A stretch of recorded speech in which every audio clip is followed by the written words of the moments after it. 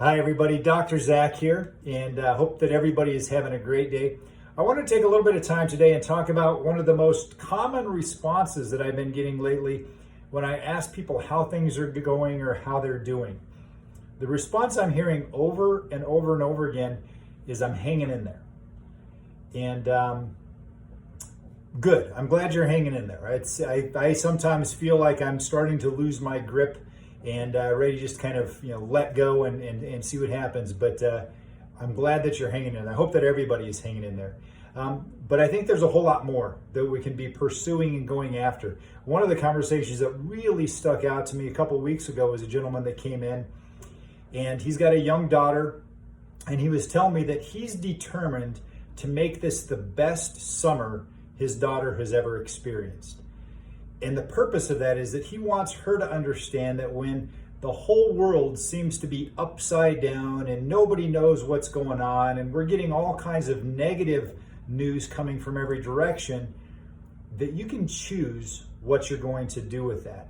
And so it truly inspired me that here's a guy that he's determined to make this the best summer ever for his daughter. And I think that that's where it's time for us to determine what we want to turn our attention to and what we want to make our focus moving forward. I've been sending out emails and telling a lot of people about an upcoming challenge that we're doing for the month of August. So from August 1st to August 31st, we're going to be doing what I'm calling the Gut Check Challenge.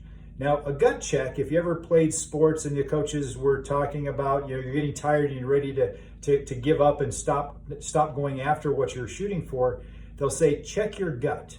Dig deep, go after something. So a gut check is really making a determination that you're going to keep going, that you're going to persevere. And so as we're in this season where there's been a whole lot of energy and attention about just trying to survive, about trying to minimize our risk to contract a disease, to protect everybody around us from contracting this disease, there's been very little information provided and very little energy put toward optimizing our health. And if we optimize our health, if we put some energy into boosting our immune system, boosting our energy levels, getting our digestive system working as well as it can, keeping things moving, keeping our minds focused on positive thoughts, then all of a sudden we become a whole lot more susceptible to living healthy and a lot less susceptible to contracting disease. And so what I want to do is over the course of August, really take and shift our attention to being proactive with our health, taking care of ourselves. We've heard this so much talk about social responsibility. We have social responsibility. We're doing this for everybody else. Well, here's the deal, is that I can't make you healthy. Nothing I can do can make you healthy. You have to make you healthy. It's interesting is that I saw a report that came back from Sweden and how they've already made it past this whole COVID-19 thing. They're done. They said that they're on completely the other side of the curve and that everything is fine and they're not seeing any more cases showing up. They didn't shut down businesses. They didn't shut down schools. They didn't really shut down anything. They just said, you know what, hey, we know that providing some sanitation, right? Just make sure you're washing your hands and keep things clean and protect the people that are at risk is going to be a good thing. But their health department came out and said it was really about individual responsibility. Individual responsibility, taking responsibility for yourself. And it's interesting how our country is taking a completely 180-degree approach to it is, neglect yourself, don't worry about yourself. It's all for the greater good, do it for the other person. But if you've ever been on an airplane and the flight attendant is giving you the instructions on what to do if there's a crisis, the little airbag is going to come down from the ceiling and who do you take care of first? You have to take care of yourself first because if you're dying, you can't serve the person that's next to you.